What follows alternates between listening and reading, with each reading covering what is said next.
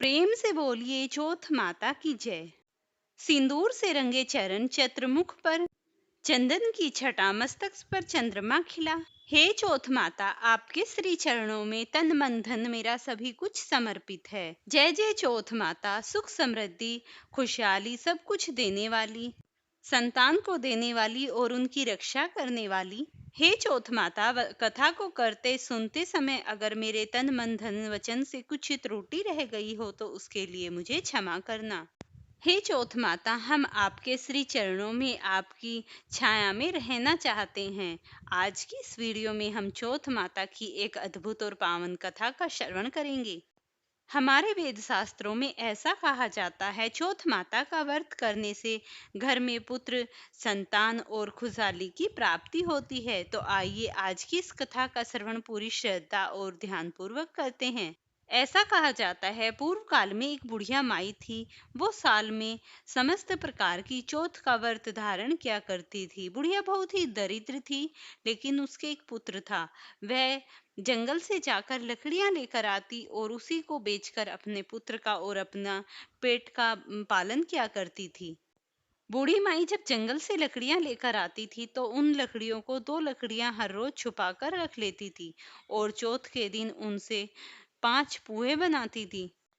वो एक पूहा तो चौथ माता को चढ़ाती, एक पूहा ब्राह्मण को खिलाती, एक पूहा अपने बेटे को देती, एक पूहा चौथ माता को अर्पित करती और एक पूहे को खुद खा लेती थी। तभी शाम का समय था। बालक पड़ोस में किसी के यहाँ खेल रहा था तो उसने जाकर पूछा एक पड़ोसन से, आज क्या है जो आप पूहे बनाती हो?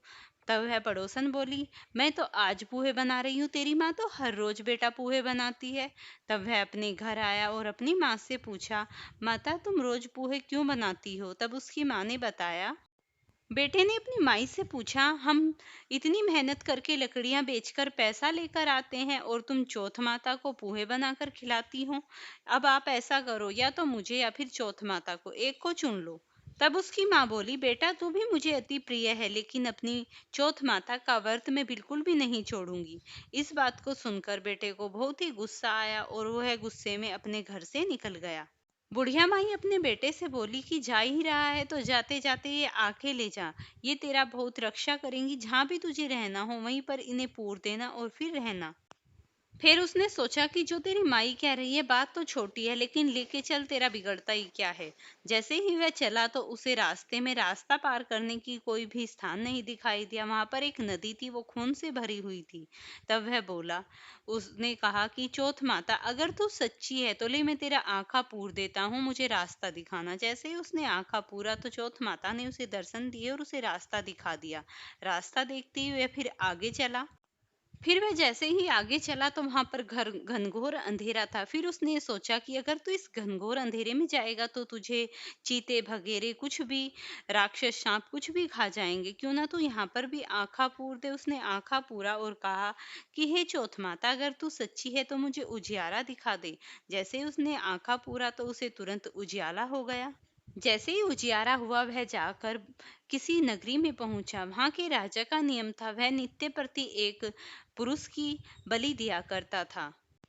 वह जाता हुआ एक बुढ़िया माई के घर रुका। वह बुढ़िया माई रोती हुई पूहे बना रही थी।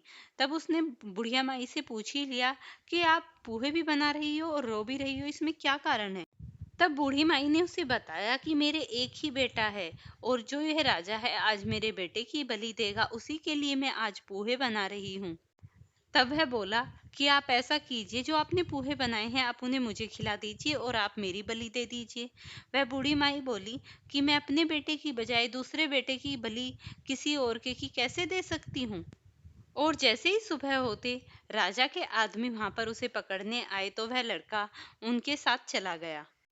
राजा के यहाँ नियम था, जिसमें कुम्हार आवा पकाते हैं उसमें ले जाकर उस भट्टी में उसे इंसान को झोंक दिया जाता था और 4-5 दिन में जैसे आवा पकता है वो वहां पर भस्म हो जाता था। लेकिन उस दिन तो कुछ चमत्कार ही अलग हुआ। जैसे ही उस लड़के को आवे के अंदर भेजा गया, उसने पहले चौका पूरा और चौका पूर कर वह आवे में बैठ गया। वहां पर नियम था, आवे में बर्तन 3-4 दिन में बनकर तैयार होते थे, लेकिन उस दिन तो अलग ही चमत्कार हुआ, एक दिन में ही आवा बनकर तैयार हो गया। वहां पर एक औरत थी जो झाड़ू करने आया करती थी। उसने जैसे ही वहां पर झाड़ू लगाई तो वहां पर एक कंकर लगी और उन आवों में जाकर बजी, तो वहां टक की आवाज आई। वह टक की आवाज सुनते ही राजा के पास गई और राजा को बताया कि आवे पक चुके हैं। राजा इस बात पर अचंभित हुआ कि 3-4 दिन में आमे पकते थे, ये एक ही दिन में कैसे पक गए। तभी राजा ने अपने आदमियों को संदेश दिया कि जाकर देखो। राजा के आदमी जैसे ही उन घड़े मटकों को उठाने लगे तो अंदर से आवाज आई, धीरे से उठाना। ये सुनते ही राजा के दूत डर गए, क्योंकि वे तो हीरे मोती के घड़े मटके बने हुए थे सभी। तब उन्होंने सोचा, राजा के दूतों ने कहीं इनमें कोई आत्मा तो नहीं बस गई। उन्होंने राजा को बताया कि अंदर से आवाज आती है और वे तो हीरे मोती चांदी के बने हुए हैं। जैसे ही राजा ने वहां पर आकर देखा तो वहां पर वह लड़का बोला कि डरो मत, तुमने यहाँ पर एक आदमी को झोंका था, वो तो बिल्कुल ठीक भरा बैठा हुआ है। और वहां देखा तो हरे भरे ज्वारे उगे हुए हैं और हीरे मोती के घड़े मटके भरे हुए हैं। राजा ये देखकर अचंभित हो गया। तब राजा ने पूछा कि हमने तो तुझे भट्टी में झोंक दिया था, फिर तू जिंदा कैसे बचा। तब उस लड़के ने कहा, जब मैं अपने घर से निकला था तो मेरी माई ने मुझे आंखें दिए थे और ये सब चौथ माता का चमत्कार है। मैं उस आंखें को पूर कर बैठा था तो चौथ माता ने मुझे बचा लिया है। तब उस राजा ने कहा, मैं तुझे एक घोड़ा देता हूँ। राजा ने कहा, मैं तुझे एक घोड़ा देता हूँ जिसके गले में एक सांकल पड़ी हुई है।